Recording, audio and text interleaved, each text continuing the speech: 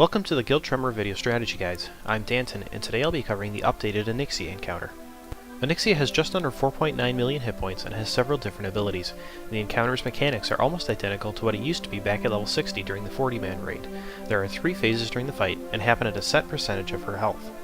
Phase 1 begins with the tank running in ahead of everyone else to gain initial aggro. The tank should then promptly turn her around and begin backing up toward the far wall. Onyxia has 4 abilities during Phase 1. Flame Breath, which inflicts around 20,000 fire damage to targets in a frontal cone. Cleave, which inflicts melee damage to the target and its nearest allies. Wing Buffet, which does around 21,000 to 24,000 physical damage in a frontal cone and ignores armor. And Tail Sweep, which does around 9,000 physical damage to enemies behind her, knocking them away as well. The raid should pick a side and stick with that side during Phase 1. If raid members stray near her tail, there is a possibility that they can be knocked into the well pegs, spawning them and adding unnecessary damage. An example can be seen here as I focus the camera first on Onyxia's large nostrils, for fun, and then back to fellow raid members, much to their dismay.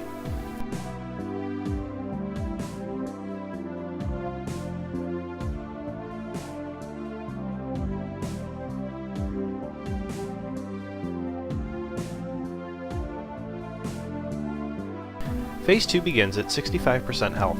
Onyxia will turn around and walk to the entrance of the cavern, where she will promptly lift off the ground and fly through the air to random locations. The biggest changes in the instance are here during this phase. 2 groups of 20 whelps will spawn and head directly to the center of the cavern. It is advised that all DPS and healers stack on the tank to allow them to pick up the whelps relatively quickly and easily. Generally, it's faster to AoE the whelps down at this point, but single targeting works too. The whelps will continue to spawn every 90 seconds or so.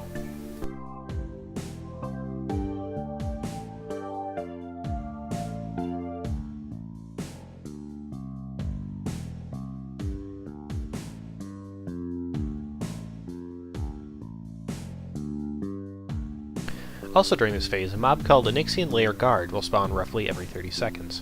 They have just under 190,000 hit points and have 3 abilities: Cleave, Blast Nova, which inflicts fire damage to nearby enemies, and Ignite Weapon, which inflicts additional fire damage to classes in melee range. It is advised to have any ranged classes switch to these mobs and burn them down ASAP. Onyxia herself will use 2 abilities during Phase 2, Fireball and Deep Breath. Fireballs are more of a nuisance than anything, and can be easily healed through. They deal around 5,000 damage to all enemies in a 10-yard radius. The big ability to be on the lookout for here is her Deep Breath. This ability has an 8-second cast time. Once cast, Onyxia will bathe a region of the ground in flames, dealing 6,300 to 8,600 fire damage every quarter of a second for 6 seconds in a frontal cone. The damage taken is based on how close you are to the center of said cone. To avoid this ability, each player should turn their camera toward Onyxia to see which way she is facing, then run to the side of her or directly behind her. One other little thing I almost forgot to mention is that as of this current patch, 3.2.2, Onyxia cannot be dealt damage by any melee classes. She's quite literally just out of reach of them, so any ranged DPS will need to be on Onyxia during this phase.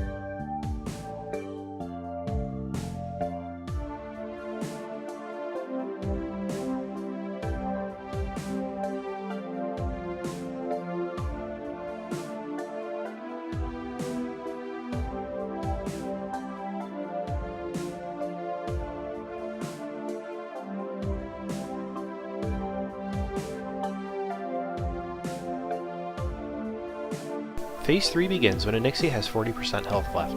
She will land where she is and immediately aggro on the target with the highest threat. The main tank should pick her up again and try to reposition her to where she was during Phase 1. Phase 3 is identical to Phase 1 with only 2 minor differences. Onyxia will gain 2 more abilities called Bellowing Roar and Eruption. Bellowing Roar is a raid-wide 3-second fear. She uses this at the beginning of Phase 3 and periodically during it. Eruption causes around 5,000 fire damage to raid members on top of any cracks in the ground. These are easily seen and should be avoided at all times. Be aware that a combination of her fear and eruption has the potential to go downhill very fast. It is advised to put a shaman in the same group as the main tank for a Tremor totem, or to have a priest fear ward the main tank.